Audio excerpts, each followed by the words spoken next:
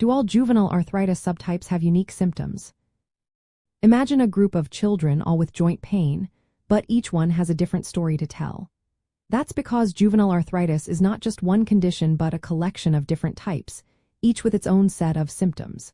Yes, every subtype of juvenile arthritis has its own unique signs that help doctors tell them apart. Juvenile arthritis, also called juvenile idiopathic arthritis, is an umbrella term for several conditions that cause joint inflammation in children. These subtypes vary in how many joints they affect, which joints are involved, and whether other parts of the body are affected. Let's start with oligoarthritis.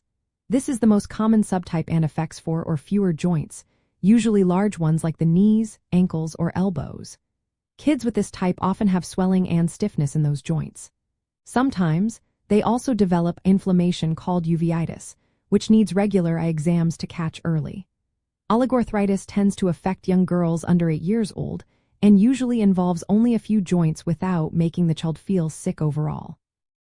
Next is polyarthritis. This type involves 5 or more joints, often on both sides of the body, like both wrists or both knees. It can affect small joints like fingers and toes too.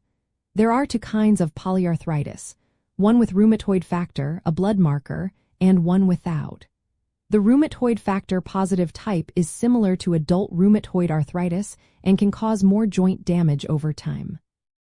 Kids with polyarthritis often experience ongoing pain, swelling, and stiffness in many joints. Then there is systemic juvenile arthritis. This form affects the whole body, not just the joints. Kids with this type often have high fever spikes that last at least 2 weeks and a distinctive pink rash that appears with the fever.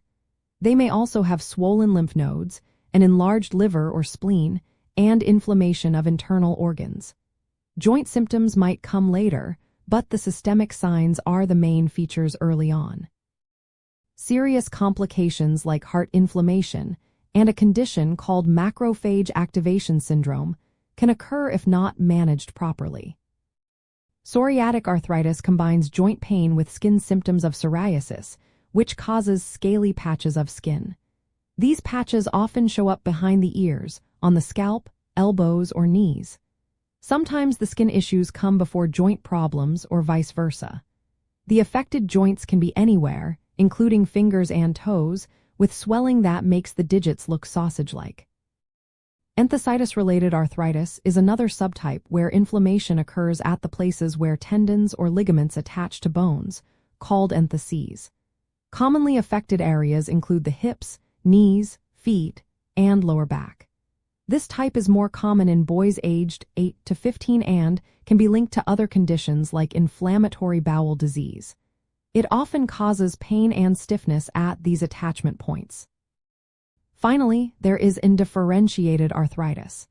This is a catch-all category for children whose joint symptoms don't fit neatly into the other subtypes.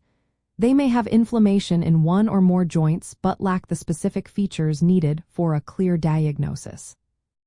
Because each subtype has its own pattern of symptoms, affected joints, and other signs, recognizing these differences is vital for doctors.